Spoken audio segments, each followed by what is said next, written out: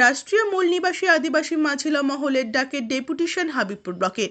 মালদা জেলার দিকে দিকে মূল নিবাসী আদিবাসীদের উপর অন্যায় অত্যাচার, জোরপূর্বক আদিবাসীদের জমি অধিগ্রহণ, এসসি ওবিসি মাইনরিটি সমাজের মাঝে নানানভাবে বিভাজন, ষড়যন্ত্রপূর্বক সাম্প্রদায়িক দাঙ্গা লাগানোর অপচেষ্টা, পুলিশি হয়রানির শিকার, মিথ্যা কেস, এছাড়াও আইহো গার্লস হাই স্কুল, উচ্চতর বিদ্যালয়ের ছাত্রীনিবাস বন্ধ রাখা ও অভিভাবকদের কাছ থেকে মোটা অঙ্কের টাকা আদায়, হাবিবপুর আইসির দ্বারা সাংবিধানিক আর্টিকেল অবমাননার প্রতিবাদ সহ মোট 6টি দফার দাবিতে ডেপুটেশন তুলে দেওয়া হয় হাবিবপুর ব্লকের বিডিও মনোজ কাঞ্জিলারের হাতে।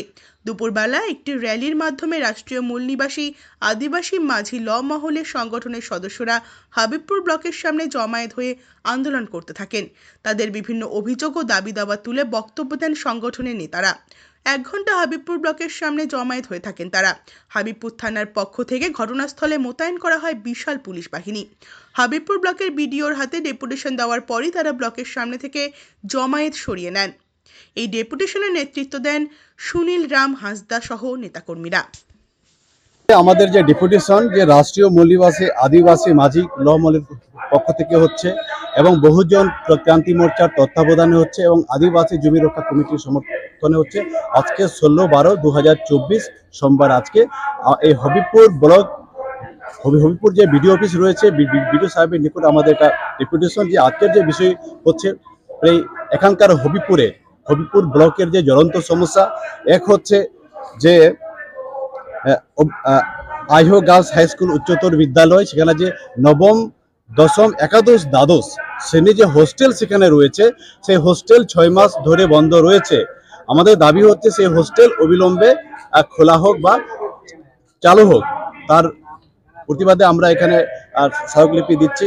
এবং আমাদের এখানকার যে হবিবপুর ব্লকের যে এসটি এসসি ওবিসি এমসিদের যে বিভিন্ন সম্পত্তি নিয়ে যে সমস্যা রয়েছে, এবার এখানে কি হচ্ছে, এখানকার যে প্রশাসন মানে এখানকার যে আইসি বা তার অধীনে যারা রয়েছেন, তারা কি করছেন, উভয় পক্ষের কাছ থেকে মোটা অঙ্কের টাকা ওরা নিচ্ছেন এবং কোনো পক্ষকে এরা ফায়সালা দিচ্ছেন না। এইভাবে একটা কাজকে লোকগুলোকে হেনস্থা করছে।